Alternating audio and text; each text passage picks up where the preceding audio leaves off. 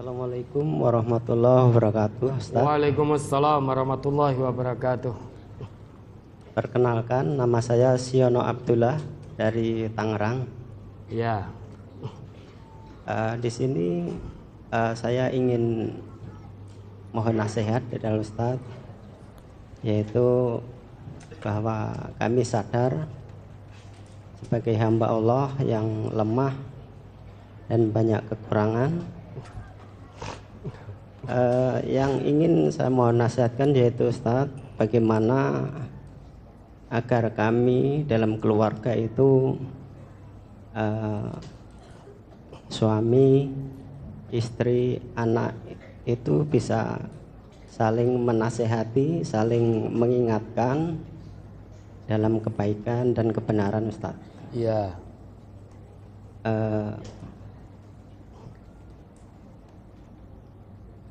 Yang saya mohonkan yaitu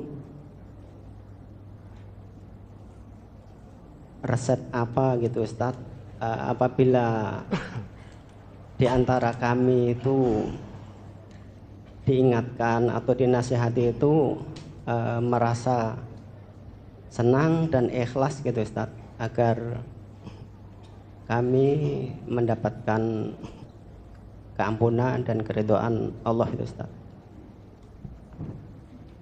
Yang kedua, Ustaz, bagaimana dan resep apa kita sebagai orang Jawa itu susah banget untuk menghilangkan rasa perkewuh itu, Ustaz. Perkewuh pada siapa? Pada Allah atau pada manusia? Pada saudara kita sesama mengaji atau ke pengurus gitu, Ustaz. Iya. Perkewuh dalam hal apa dulu? Yaitu saling mengingatkan, Ustaz. Oh, mau mengingatkan perkewuh gitu? Iya. Untuk mengingatkan kebaikan perkewuh gitu? Iya, Ustaz. Ya. Terus yang terakhir, Ustaz, ini pernah ditanyakan oleh saudara yang dari Ngawi tadi, oleh Pak Mas Sarman, itu mengenai menghitamkan rambut, Ustaz. Ya. Itu apa ada kriteria khusus, misalnya diperbolehkan itu misalnya para pejuang gitu, atau kalau misalnya di kalangan ngaji di MTA itu misalnya para ustadz atau guru daerah gitu, Ustaz. Disemir hitam itu? Iya. Ya. Apa kriteria khusus gitu? Biar apa? Biar kelihatan muda gitu. Kalau kelihatan muda nggak ingat mati nanti. Iya. Rumangsa muda terus malah maksiat terus nanti. Ya, terus? Mungkin hanya itu, Ustaz, yang ingin saya mohon nasihatkan. Nggih. Cukup. Wassalamualaikum warahmatullahi wabarakatuh. Waalaikumsalam warahmatullahi wabarakatuh. Kita tahu Bapak Ibu ada firman Allah, wal 'asr innal insana lafi khusr. Demi masa. Al-'asr di situ bukan waktu asar saja, tetapi al-'asr di situ setiap waktu yang kita lalui. Kullu waqtin yu'asiruna fahuwa asrun. Setiap waktu yang meliputi kita maka itu asr. Detik ke menit, menit ke jam, jam ke hari, hari ke pekan, pekan ke bulan, bulan ke tahun, begitu seterusnya, itu namanya asr. Innal insana lafi khusr. Sesungguhnya semua manusia itu benar-benar berada dalam keadaan yang merugi. Kenapa semua manusia? Karena al-insan di situ menggunakan alif lam. Alif lam di situ fungsinya lil istighraq, untuk mencakup semua manusia. Semua manusia benar-benar dalam keadaan merugi. kecuali datanglah istisna, pengecualian. Siapa yang tidak rugi? Manusia yang seperti apa? Illalladzina amanu wa amilus solihati. Manusia yang beriman kepada Allah dan membuktikan keimanannya dengan amal soleh. Salah satu bentuk amal solehnya adalah watawasau bil haqqi watawasau bis sabr. Salah satu bentuk pembuktian keimanan kita kepada Allah dengan amal soleh itu adalah siap, ikhlas, menasehati dan dinasehati dengan kebenaran, kebaikan dan kesabaran. Tawasau, saling nasihat menasehati, berarti dua arah.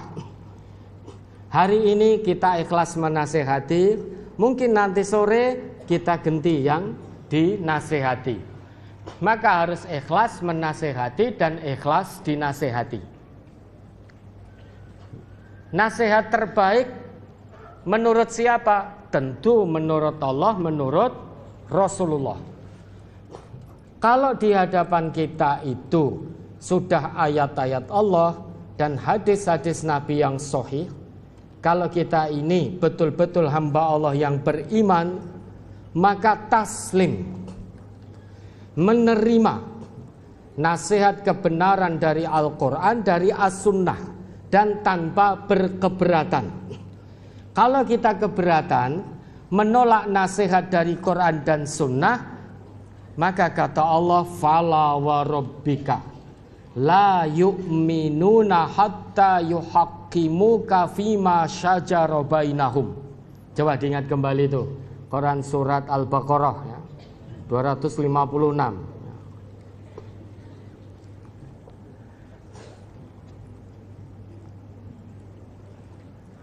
Kalau ada orang yang menolak nasihat kebenaran dari Al-Quran dan Sunnah yang dibawa Nabi, oh bukan 256, berapa itu? Ayat berapa itu? An-Nisa 65. Fala wa rabbika la yu'minun. An-Nisa 65 ya. Ya, mari. Surat An-Nisa, surat keempat ayat 65. Fala wa rabbika la yu'minuna hatta yuhaqqimuka fima syajara bainahum summa la yajidu fi anfusikum harajan mimma qadaita wa yusallimu taslima. Maka demi Tuhanmu, mereka pada hakikatnya tidak beriman hingga mereka menjadikan kamu hakim dalam perkara yang mereka perselisihkan. Kemudian mereka tidak merasa keberatan dalam hati mereka terhadap putusan yang kamu berikan, dan mereka menerima dengan sepenuhnya. Ya toh? Ternyata menurut Allah, pengakuan iman seseorang itu la yanfa' kalau dia tidak taslim kepada apa yang diputuskan oleh Rasulullah. Tidak taslim pada apa yang dibawa oleh Rasulullah, yaitu Al-Quran dan As-Sunnah. Sekalipun jutaan kali ngaku beriman, tetapi di hadapan Al-Quran dan hadis Nabi yang sahih, kok masih ada haraj, ada keberatan, tidak mau taslim sepenuh hati, maka menurut Allah orang ini imannya la yanfa', tidak bermanfaat pengakuan imannya. Wong di hadapan Quran, di hadapan kebenaran, di hadapan hadis-hadis Nabi yang sahih kok tetap berkeberatan, tidak mau menerima nasihat Quran dan Sunnah, maka pengakuan imannya la yanfa', tidak bermanfaat di hadapan Allah. Lah terus bagaimana biar suami, istri dan anak-anak bisa taslim, ikhlas menasehati dan ikhlas dinasehati, dengan kebenaran, dengan kesabaran. Maka tidak ada cara lain, semuanya harus jadi ulul albab. Baik orang tua maupun anak-anak harus punya akal yang sehat, harus ulul albab. Untuk bisa jadi ulul albab harus mengambil pelajaran dari Al-Quran. Untuk bisa mengambil pelajaran dari Al-Quran harus ngaji tadabbur Al-Quran. Itulah yang disampaikan oleh Allah kepada kita dalam firman-Nya Quran surat Shad ayat 29. Kitabun anzalnahu ilaika mubarakul liyadabbaru ayatihi waliyatadzakkara ulul albab. Kitab Al-Quran kami turunkan kepadamu Muhammad dengan penuh berkah. Tujuan Al-Quran diturunkan oleh Allah agar manusia itu mentadabburi tiap-tiap ayat dari Al-Quran. Dengan mentadabburi tiap-tiap ayat dari Al-Quran, maka manusia itu yang bisa mengambil pelajaran dari kandungan Al-Quran. Manusia yang bagaimana yang bisa menarik ibrah pelajaran dari Al-Quran? Ternyata manusia-manusia yang ulul albab. Maka dengan ngaji dan mengamalkan hasil kaji sajalah kita akan menjadi ulul albab. Orang tuanya ngaji, anaknya tidak ngaji. Wong tidak ngaji bagaimana mengamalkan hasil kaji? Bagaimana mengamalkan Quran dan Sunnah? Kalau tidak amalkan Quran dan Sunnah, anaknya jelas hatinya keras karena bukan ulul albab. Hatinya keras, qalbun qasi, ya. Anaknya punya hati yang keras. Hati yang keras itu tertutup, tidak mau taslim terhadap kebenaran Al-Quran dan Sunnah. Maka satu-satunya cara seluruh keluarga itu ajak untuk ngaji tadabbur Al-Quran dan As-Sunnah, amalkan dalam kehidupan sehari-hari. Insya Allah dengan demikian semua anggota keluarga insya Allah akan taslim, menerima sepenuh hati tanpa haraj, tanpa keberatan di hadapan Al-Quran dan hadis-hadis Nabi yang sahih. Itu yang pertama. Kemudian yang kedua, apa tadi? Yang kedua, bagaimana menghilangkan pekewuh untuk mengingatkan kebenaran dan kebaikan. Lah untuk apa pekewuh? Justru ketika kita mengingatkan saudara kita yang sedang menyimpang dari Islam, menyimpang dari kebaikan dan kebenaran Quran dan Sunnah, itu tanda cinta kita kepada saudara kita.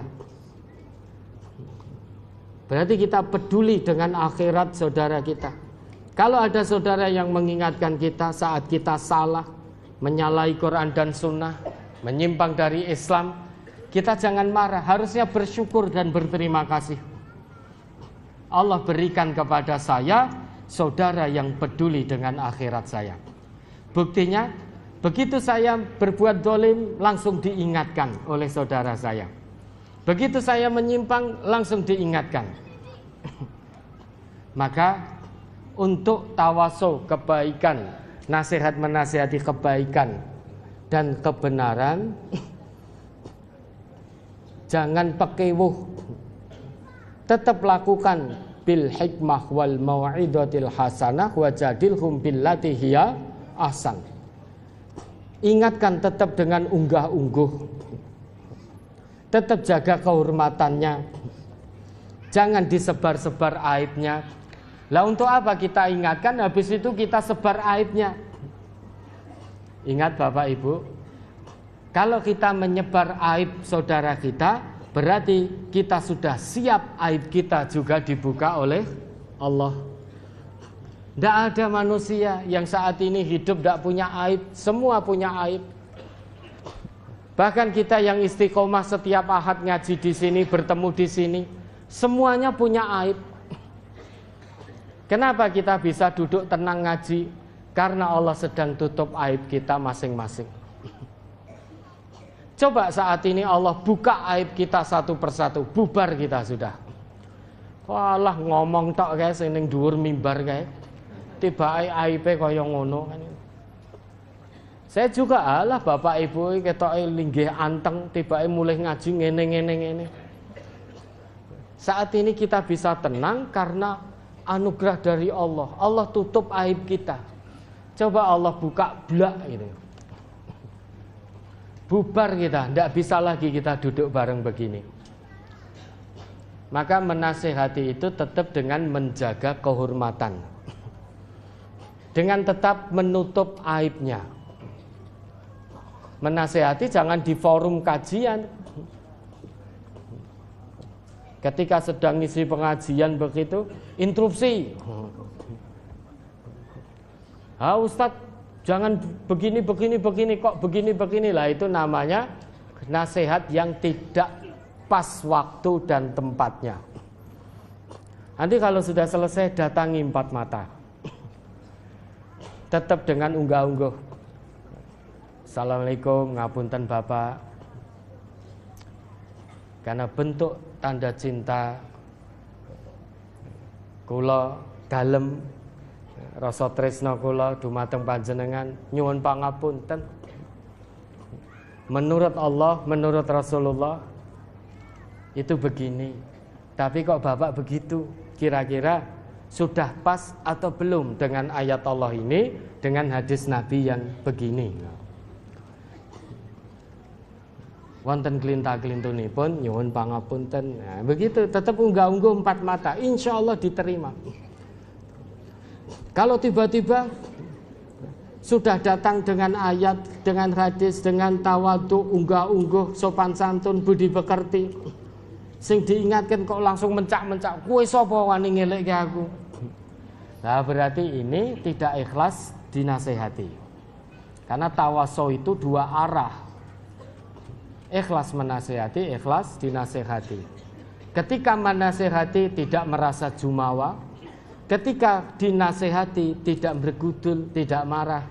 Baik yang menasehati maupun yang dinasehati taslim, siapapun kita. Ya, kalau panjenengan pekewuh saudara kita itu tidak ngerti kalau sedang berbuat salah, menyimpang dari aturan Islam, karena tidak ada yang menegur, tidak ada yang mengingatkan. Maka kita datang sebagai wujud rasa cinta kita. Lah bagaimana biar hilang pekewuh? Bapak datang saja, tetap dengan tawadhu, ya, unggah-ungguh dan lain sebagainya, dengan cara yang santun. Berikan teguran dengan santun, berikan nasihat dengan santun, dengan bahasa-bahasa yang sejuk didengar dan lain sebagainya, bukan dengan nada kebencian, bukan dengan nada benci pada personalnya, bukan. Itu tidak mudah dilakukan. Hanya jiwa-jiwa yang khusyuk kepada Allah sajalah yang sanggup untuk ikhlas menasehati dan ikhlas dinasehati. Apakah menyemir rambut hitam ada kriteria khusus? Misal pengurus guru daerah,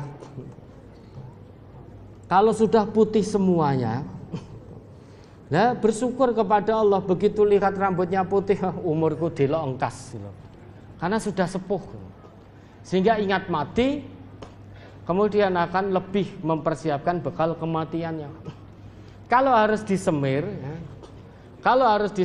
hindari warna hitam, hindari warna hitam. An Jabir ibni Abdullah qala, dari Jabir bin Abdullah ia berkata, Utiya bi abi Fuhafah, Utiya bi abi Quhafah, yauma fathi Makkah, wa ra'suhu wa lihyatuhu kasaghamati bayadun.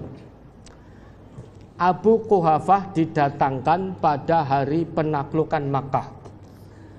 Warok suhu, sedangkan rambut kepala, walihyatuhu, dan jenggotnya kasaghamati, putih bagaikan bunga matahari.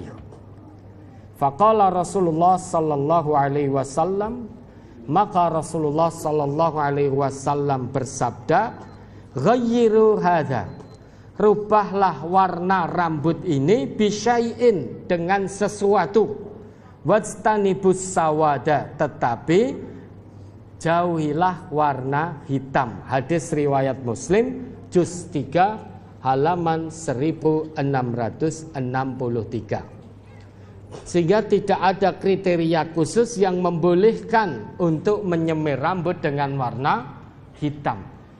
Boleh disemir dengan warna lain, tapi jangan dengan warna hitam.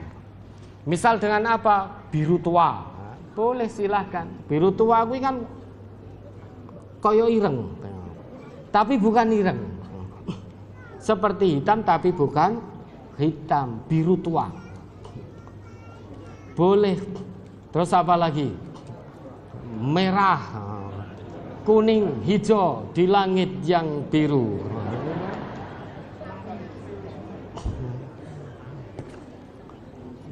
Jangan pelangi kalau sekarang ya. Pelangi zaman sekarang itu simbol LGBT. Dipakai simbol LGBT, maka pelangi di langit pun tampaknya sudah tidak mau muncul sekarang. Karena sudah dipakai simbol LGBT. Hindari warna pelangi. Kalau punya payung jangan beli yang pelangi. Nah, saya pernah pas hujan itu melihat keluar kok yang delalai dikei payung pelangi itu loh. Gak sadar waktu itu.